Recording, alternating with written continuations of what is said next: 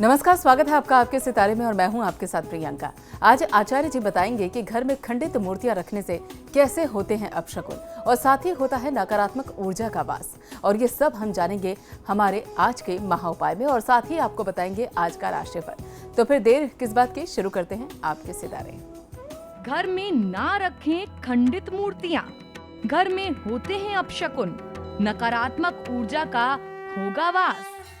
जानिए पंडित वैभवनाथ शर्मा से कैसे करें भगवान की पूजा।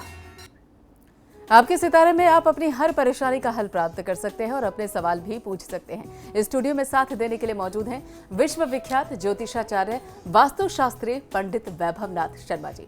आचार्य जी, आपका हार्दिक स्वागत है स्टूडियो में। जी नमस्कार। तो यदि आपके मन में कोई सवाल है तो आप भी हमें कॉल कर सकते हैं। हमारे नंबर्स आपकी टेलीविजन स्क्रीन पर लगातार फ्लैश किए जा रहे हैं। आप हमें हमारे टोल फ्री नंबर पर भी कॉल कर सकते हैं। आप हमसे सीधी बात कर सकते हैं। हमारा टोल फ्री नंबर है 1800-102-6303। आप इस नंबर पर मुफ्त में कॉल करें। इसके अलावा आप हमारे लैंडलाइन नंबर्स 0120-464-6332, 0120-464-6327 पर भी कॉल करके हमसे सीधी बात कर सकते हैं। तो चलिए सबसे पहले आचार्य जी से जान लेते हैं आज का पंचांग। जी बिल्कुल, आज का पंचांग इस प्रकार है। विक्रम संवत 2072 मास चल रहा है, आषाढ़ का ये अधिक मास चल रहा है। आपको जानकारी है, तिथि है कृष्ण पक्ष की पंचमी तिथि, सोमवार का दिन है, नक्षत्र है शतभिषा, योग है आयुष्मान और करण है कौलव। और चलिए जान लेते हैं 12 राशियों का हाल। आज का दिन उनका कैसा रहने वाला है और सबसे पहले बात करेंगे मेष राशि की। मेष राशि वाले जातक लोग, खासतौर पर जिनके स्वास्थ्य संबंधी समस्याएं काफी दिन से चल रही थी, आज की स्थिति में सामान्यतः आपका स्वास्थ्य सुख में वृद्धि होने के योग आपके लिए बन रहे हैं। प्रयासरत और संघर्षरत रहने से आपकी आय की बाधाओं में कमी आने के संयोग बनते हैं। आपके आय क्षेत्र में जो बार बार बाधाएं और विघ्न आ रही थी, आप निरंतर प्रयास करें तो आज आपको सफलता अच्छी मिल सकती है। आज के दिन को शुभ बनाने के लिए ओम बीजापुर फलासक्ताय नमः मंत्र का 108 बार जाप कर लेना आपके लिए सर्वोत्तम होगा। खराब स्वास्थ्य को बिल्कुल भी नजरअंदाज नहीं करना चाहिए। और चलिए जान लेते हैं वृषभ राशि वाले आज के दिन को अच्छा बनाने के लिए क्या उपाय करें। वृषभ राशि वाले जातक लोगों के लिए आज की दिनचर्या में यदि आप किसी यात्रा पर जाने वाले हैं तो आपके लिए यात्रा सुखद रहने वाली है। आय प्राप्ति की स्थिति अल्पकालीन होगी। इस समय में, इस दौर में नए मित्र बनेंगे, परंतु नए मित्रों पर तुरंत ही विश्वास कर लेना आपके लिए हितकारी बिल्कुल भी नहीं होगा। थोड़ा समय देना चाहिए संबंध को और मैच्योर होने में। आज के दिन को शुभ बनाने के लिए ओम प्रसन्नात्मने नमः मंत्र का 108 बार जाप कर लेना चाहिए। और कार्यक्षेत्र में अगर कोई बाधा आ जाए तो उस रुकावट से आप तनावग्रस्त ना हो। और चलिए जान लेते हैं मिथुन राशि वाले आज क्या उपाय करें। मिथुन राशि वाले जातक लोगों को आज की दिनचर्या में नए लोगों से आपकी मुलाकात होगी। आज आपका अकेले में रहने का मन करेगा। एकांत प्रिय आज आप थोड़े से हो सकते हैं। आज के दिन को शुभ बनाने के लिए ओम प्रमत्ता दैत्य भयताय नमः मंत्र का 108 बार जाप कर लेना आपके लिए सर्वोत्तम होगा। आपके कार्य में अगर कोई अवरोध आता है तो उससे स्वयं को, मन को हताश और निराश मत करिए। और चलिए अब जानते हैं कर्क राशि वाले आज के दिन को शुभ बनाने के लिए क्या करें और क्या ना करें। कर्क राशि वाले जातक लोगों के लिए आज अपने काम पर पूरा ध्यान लगा करके ही आपको काम करना चाहिए, तभी कह सकते हैं कि आज आपको अच्छे से सफलता मिलेगी। छोटी सी चूक, छोटी सी लापरवाही आपको बड़ा नुकसान भी आज करा सकती है। आज के दिन को शुभ बनाने के लिए ओम पूताय नमः मंत्र का 108 बार जाप कर लेना आपके लिए सर्वोत्तम होगा। किसी व्यक्ति के बारे में पहले से कोई धारणा बना करके मत रखिए। और चलिए अब जान लेते हैं कि सिंह राशि वाले जातक आज के दिन को अच्छा बनाने के लिए क्या उपाय करें।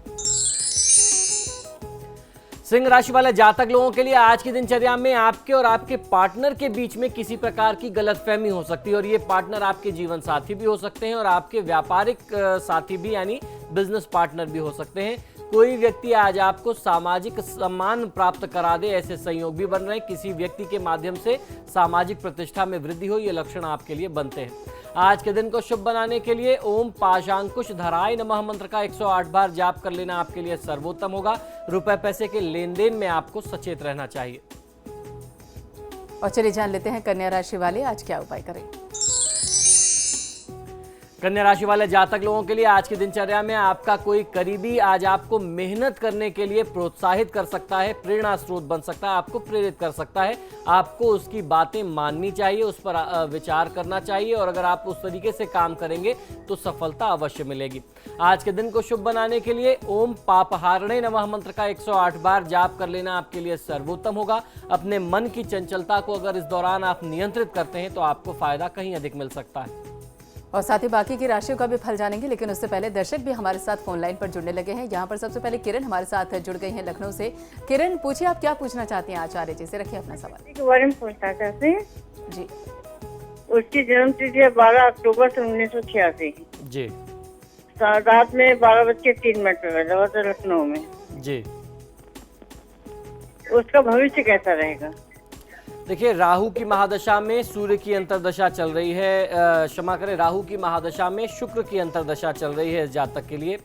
राहु केतु का संयोग जो है इस जातक के लिए बहुत अच्छा नहीं बन रहा। राहु भाग्य स्थान में और केतु का संयोग तीसरे भाव में सूर्य के साथ, ये बहुत अच्छा संयोग नहीं है। बल्कि शुक्र की जो अंतर्दशा है वो इनके लिए पक्ष में बनती है। तो अगर इस दौरान राहु केतु के दुष्प्रभावों को नियंत्रित करके शुक्र के शुभ प्रभावों में वृद्धि करने का प्रयास किया जाए तो मैं समझता हूं कि इस जातक को जीवन में काफ़ी अच्छा लाभ मिल सकता है। तो इस लिहाज से इनके लिए राहु केतु और सूर्य के मंत्रों का जाप करना चाहिए, करा लेना चाहिए और इस जातक को स्वयं अपने से भगवान विष्णु और माँ लक्ष्मी या फिर भगवान शिव और माता पार्वती की पूजा आराधना करनी चाहिए, जिससे इनको बहुत अच्छा फायदा आने वाले भविष्य में मिल सकता है। और साथ ही हमारे साथ राम अवतार चुरू से जुड़ गए हैं। राम अवतार, पूछिए आप क्या पूछना चाहते हैं आचार्य जी से। गुरु जी नमस्कार। जी नमस्कार, बताइए। मुझे चरण स्पर्श गुरु बहुत दिनों से आप ट्राई करा था, आज आपको फोन लगाया मेरे। जी बिल्कुल, बताएं। मेरे लड़के का डेट ऑफ बर्थ है गुरु जी 10/9/93 में। जी। टाइम है उसका 9:20। दिन का या रात का? ये दिन का है, सुबह का। जी। तो गुरु जी पूछना चाहता हूँ, ये क्या पढ़ाई कर रहा है? पढ़ाई सही नहीं हो रही इसकी, बीकॉम कर रहा था ये, इसको क्या कराएं, क्या नहीं, पढ़ाई आगे कराएं या न कराएं? जी बिल्कुल, आप मुझे इसका जन्म स्थान बता दें। ये चूरू में सुरांगढ़ पड़ता है गुरु जी। जी। चूरू जिला सुरांगढ़ आता है, सुरांगढ़ जी बिल्कुल, जी बिल्कुल। देखिए, इस जातक की जन्म पत्रिका के अनुसार बृहस्पति की महादशा में शनि की अंतर्दशा है। इनकी कुंडली में अगर पंचम भाव को देखते हैं तो वह पूर्णतः शनि प्रभावित क्षेत्र है। उसके अलावा अगर इनकी कुंडली में सप्तम भाव और कर्म भाव को देखते हैं तो वो पूर्णतः वित्त से संबंधित पढ़ाई लिखाई को सुझाता है। तो ऐसे में अगर आप इनको कोई भी आर्ट्स से रिलेटेड, कॉमर्स से रिलेटेड फील्ड में अगर आप प्रोत्साहित करेंगे तो इसको बहुत अच्छा फ़ायदा मिल सकता है और आगे चल करके इसको मैनेजमेंट की डिग्री ज़रूर लेनी चाहिए।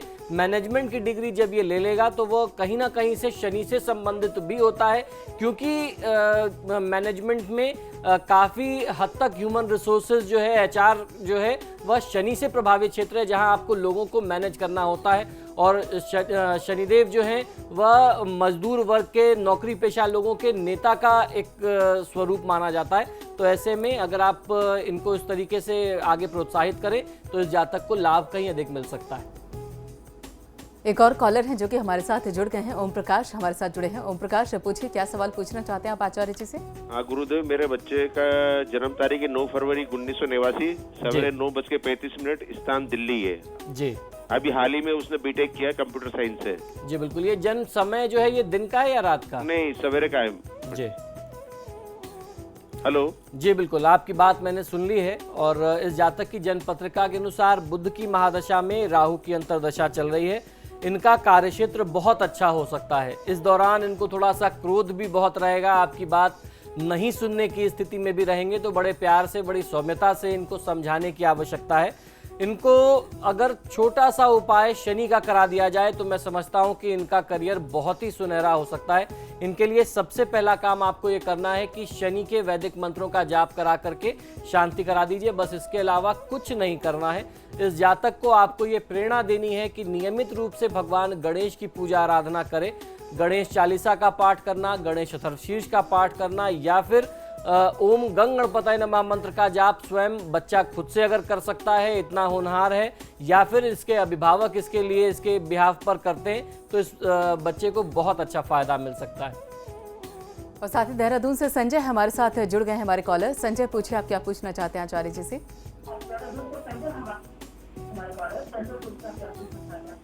चाचा जी नमस्कार। जी नमस्कार, बताइए। मेरा डेट ऑफ बर्थ है 14 अप्रैल 1981। जी मैं अपनी अभी गवर्नमेंट जॉब में हूँ, लेकिन मैं आगे अपनी अच्छी जॉब के लिए ट्राई कर रहा हूँ, तो मैं उसमें सफल हो पाऊंगा। और शादी में बहुत दिक्कतें आ रही हैं। जी बिल्कुल, आप अपना जन्म समय और स्थान भी बताइए। जी, जन्म समय है मेरा सुबह 8:10। जी जन्म स्थान देहरादून। जी देखिए, संयोग की बात है कि हमारे पास सबसे ज़्यादा कॉल्स जो आती हैं सरकारी नौकरी प्राप्त करने के लिए आती हैं, और आप सरकारी नौकरी में होते हुए उसको छोड़ करके आगे बढ़ना चाहते हैं। बहरहाल, आपकी जन्म पत्रिका के अनुसार चंद्रमा की महादशा में राहु की अंतर्दशा है और केतु का प्रत्यंतर है। चंद्रमा आपकी कुंडली में तीसरे भाव का स्वामी है और उसके साथ साथ तीसरे भाव में ही जो है संयोग बन रहा है राहु का, जिसकी आपके लिए अंतर्दशा चल रही है। और केतु का जो संयोग बन रहा है, जो स्थिति है आपकी कुंडली में भाग्य स्थान में है। तो ऐसे में आप धार्मिक बहुत रहेंगे, आप पूजा पाठ बहुत करेंगे, प्रयास बहुत करेंगे, लेकिन आपके प्रयास जो हैं हमेशा निष्फल हो जाया करेंगे। ऐसा संयोग आपके लिए बनता है। और वर्तमान समय में कह सकते हैं कि आने वाले फरवरी 2016 तक आपके जीवन में संघर्ष की स्थिति बहुत रहने वाली है। इस दौरान अगर आप भगवान श्री हनुमान, देवी दुर्गा या भगवान गणेश, इन तीनों देवी देवताओं में से किसी भी एक की पूजा आराधना पूर्ण निष्ठा के साथ करते हैं, तो मैं कह सकता हूं कि आपको इसी समय में, इसी अंतराल में आपको एक अच्छा परिवर्तन भी मिलेगा। और ये परिवर्तन का जो समय आएगा आपके लिए, ये 28 जुलाई के बाद से आरंभ होगा। तो ये समय एक तरफ आपके लिए बहुत खराब है, लेकिन अगर देवी देवता का कृपा लेकर के, देवी देवता की पूजा पाठ करके आप प्रयास करें, तो इस दौरान आपको सफलता भी मिल सकती है। राहु जो है वो परिवर्तन का कारक होता है। जब राहु केतु आते हैं तो कहीं ना कहीं से जीवन में परिवर्तन अवश्य होता है। तो ऐसे में उसका लाभ लेने का प्रयास करना चाहिए। पूजा पाठ करें, प्रयास करें, सफलता अवश्य मिलेगी। हम अपने कुछ और दर्शकों से बात करने की कोशिश करेंगे, लेकिन फिलहाल वक्त हो गया एक छोटे से ब्रेक का। ब्रेक के बाद जानेंगे बाकी बची हुई राशियों का हाल और साथ ही आज का महा उपाय। बने रहिए हमारे साथ, देखते रहिए समाचार प्लस। घर में ना रखें खंडित मूर्तियां। घर में होते हैं अपशकुन, नकारात्मक ऊर्जा का होगा वास। जानिए पंडित वैभवनाथ शर्मा से कैसे करें भगवान की पूजा।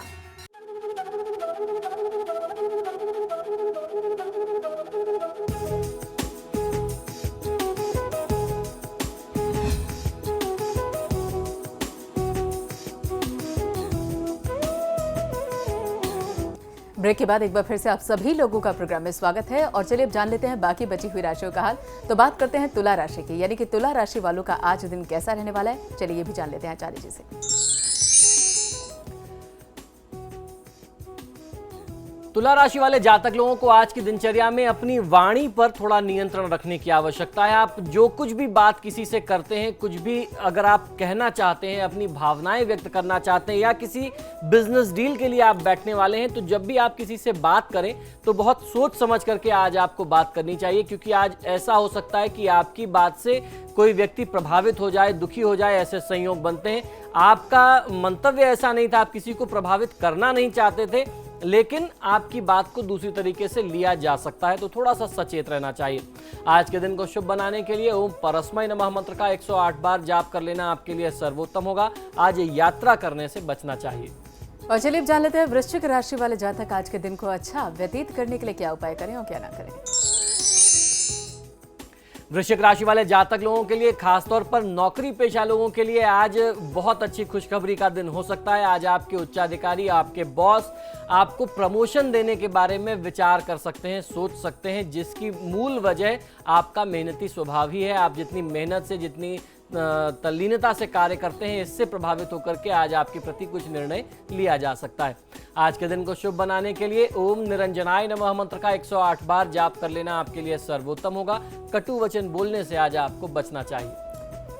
और अब बारी है धनु राशि वाले जातकों की। तो चलिए जान लेते हैं धनु राशि वाले आज के दिन को शुभ बनाने के लिए क्या उपाय करें। धनु राशि वाले जातक लोगों के लिए, पुराने संबंधों के लिए यह समय अनुकूल नहीं कहा जा सकता है। मित्रों के साथ आज आपको घूमने फिरने का अवसर प्राप्त होगा। आज के दिनचर्या को शुभ बनाने के लिए ओम नागराज यज्ञ पवित्रते नमः मंत्र का 108 बार जाप कर लेना चाहिए। व्यापार में किसी भी प्रकार की साझेदारी करने से आज आपको बचना चाहिए। और अब जान लेते हैं मकर राशि वाले जातकों के सितारे आज क्या कह रहे हैं। मकर राशि वाले जातक लोगों के लिए दाम्पत्य जीवन की सुख शांति के पक्ष से भी आज का दिन आपके लिए अनुकूल कहा जा सकता है। आज आपको बहुत अच्छी सफलता मिले, ऐसे लक्षण आज आपके लिए बन रहे हैं। आज के दिन को शुभ बनाने के लिए ओम धीराय नमः मंत्र का 108 बार जाप कर लेना आपके लिए सर्वोत्तम होगा। संपत्ति या उसके अलावा अन्यत्र कहीं निवेश की योजना हो तो उससे बचना चाहिए। और अब जान लेते हैं कुंभ राशि वाले आज के दिन को शुभ बनाने के लिए क्या उपाय करें और क्या ना करें। कुंभ राशि वाले जातक लोगों के लिए कोई नया जॉब ऑफर आज आपको मिल सकता है। नौकरी पेशा लोगों के लिए आज स्थितियां थोड़ी सी पक्ष में हो सकती हैं। अधिकारी वर्गों से आपको आज किसी भी प्रकार के सहयोग की अपेक्षा नहीं रखनी चाहिए। आज अपने दम पर काम निपटाने का आपको सामर्थ्य रखना चाहिए। आज के दिन को शुभ बनाने के लिए ओम द्वैमात्रयाय नमः मंत्र का 108 बार जाप कर लेना आपके लिए सर्वोत्तम होगा। आज की तिथि आपके लिए यात्रा के लिहाज से बहुत अच्छी नहीं बनती। और चलिए जान लेते हैं मीन राशि वाले आज अपने दिन को शुभ बनाने के लिए क्या उपाय करें क्या ना करें।